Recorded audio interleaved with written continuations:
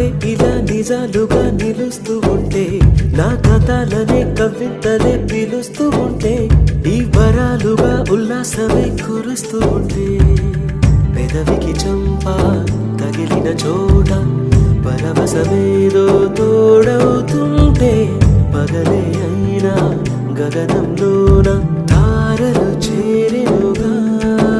నిజంగా నేనేనా ఇలా నీ జతలో ఉన్నా, ఇదంతా